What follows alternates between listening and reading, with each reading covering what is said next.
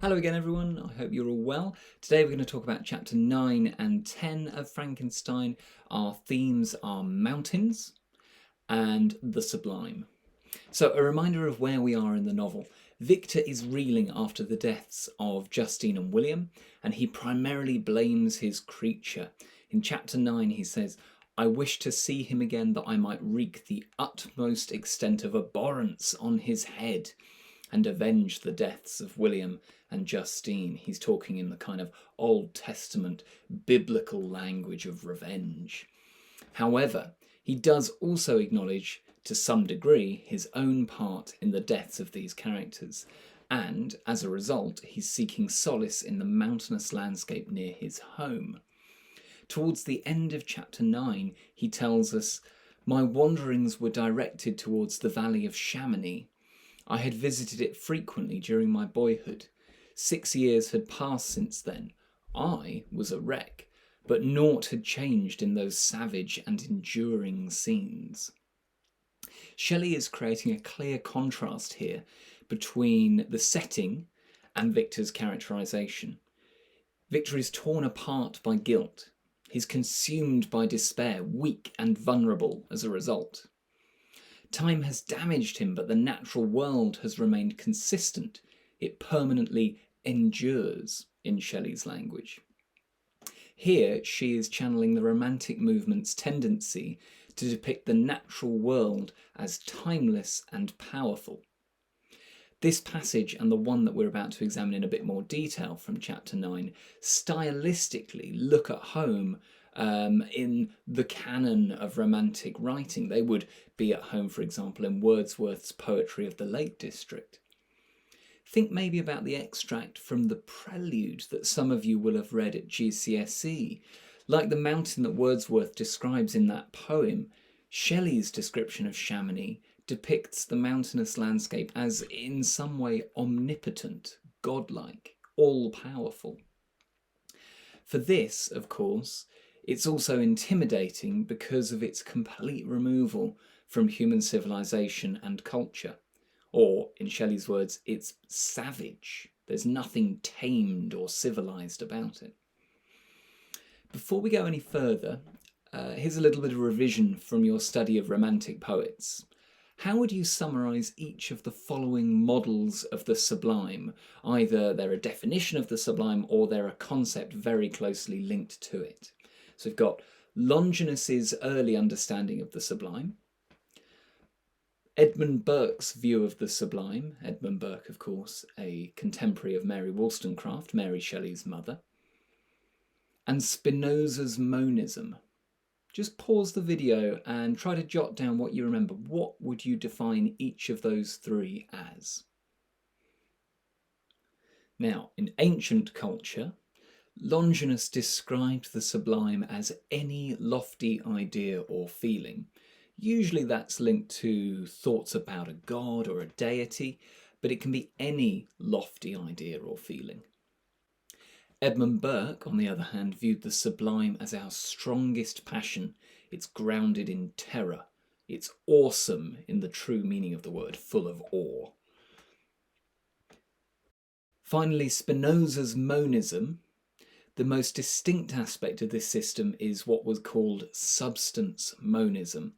That's the claim that there's one infinite substance, God or nature, and it's the only substance that exists in the universe. So everything's connected through that one substance.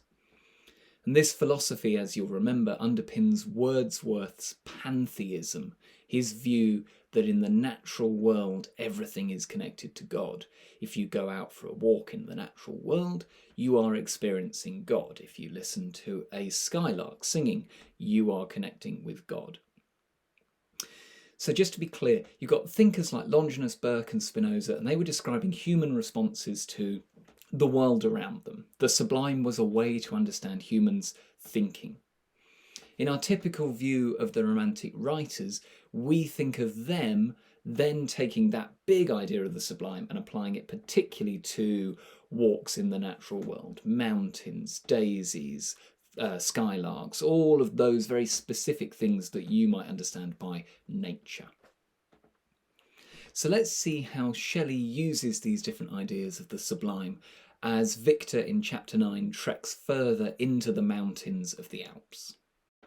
So here's Victor's description of his journey into the Alps at the end of chapter 9. And the first example of the sublime that we see is a very lofty idea. He describes how the weight, meaning the guilt that he feels, the weight upon my spirit was sensibly lightened, in the sense of he can feel it. It's like a physical sensation, sensibly lightened as I plunged yet deeper in the ravine of Arve.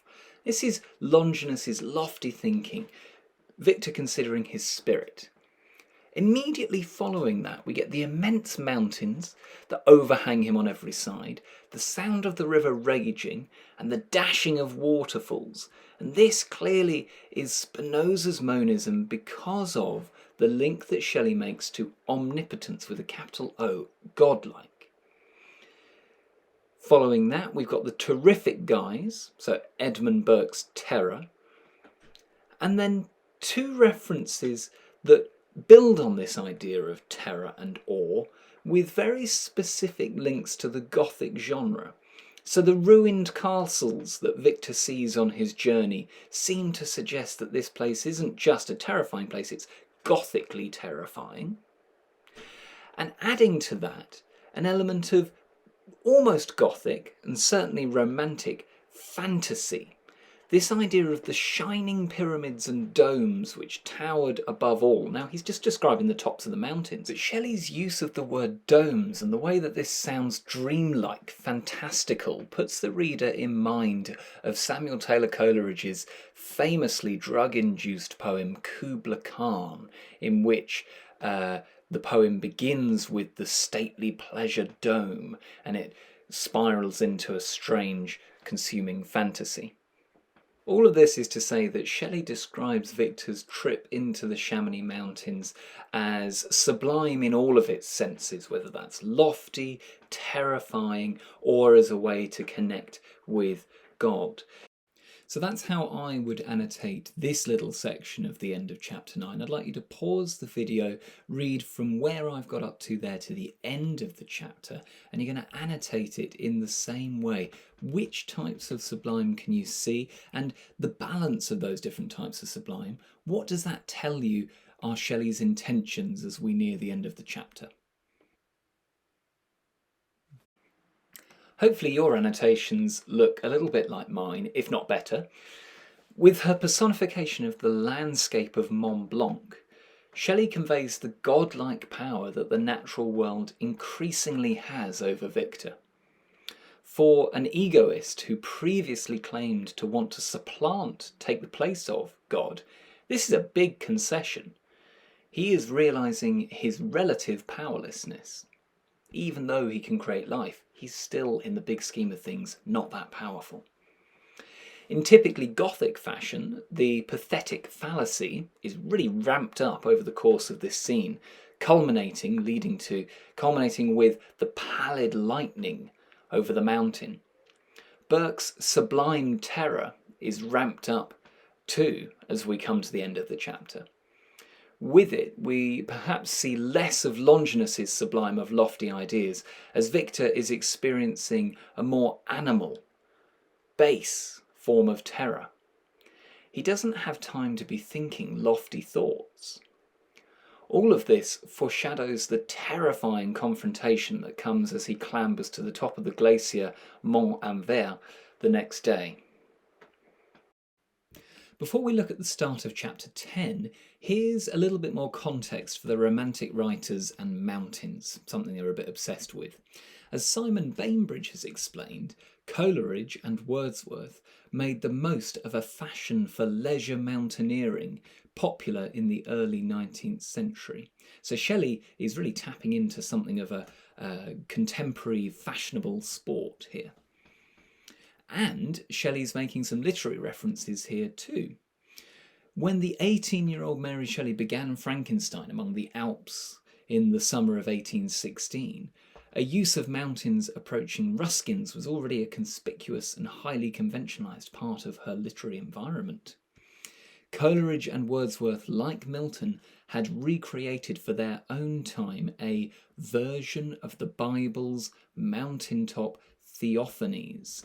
In the Bible, quite often characters will have to climb to the top of a mountain to receive some kind of epiphany, teaching, or moral. Think of the Sermon on the Mount, for example.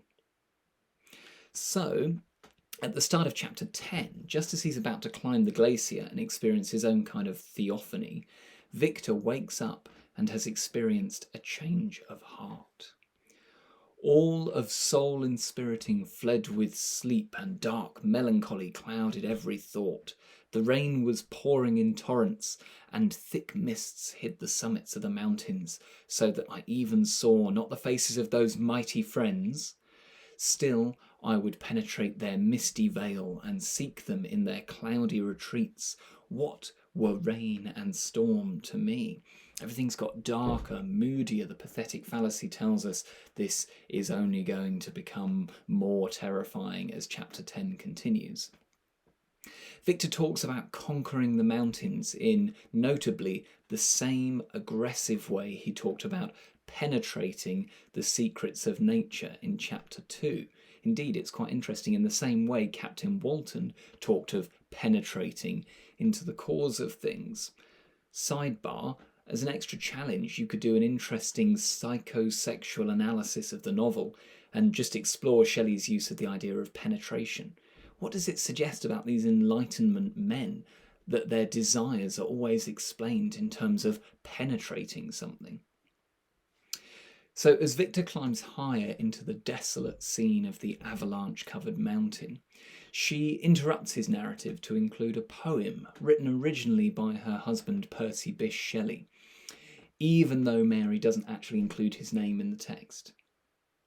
The poem is called Mutability, and it deals with ideas such as the notion that the only guaranteed thing in life is change. Everything changes all the time. That's the only thing we can be certain of. It's a slightly facetious idea from Percy Bysshe Shelley, but it's an interesting one, and one that the Romantics are obsessed with, definitely.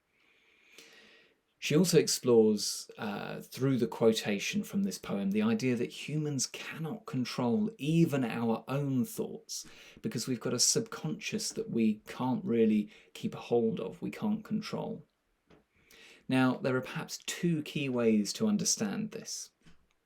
Either Shelley is including this poem here to demonstrate how Victor's subconscious guilt for the deaths of Justine and William is bubbling up.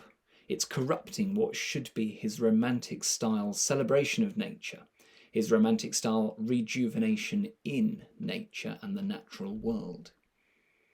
On the other hand, perhaps Shelley is suggesting that in the events that are about to follow, in the rest of chapter 10, we are going to witness Victor addressing something that is in his subconscious. This second idea is a vital cue for the key focus of our next lesson. I'd like you to form your own interpretations between now and that next lesson. So what do you think? Could it be that maybe there isn't really a monster? It's just a dark corner of Victor's subconscious. In practice, how would this work? How would this fit with the rest of the novel that you've read so far?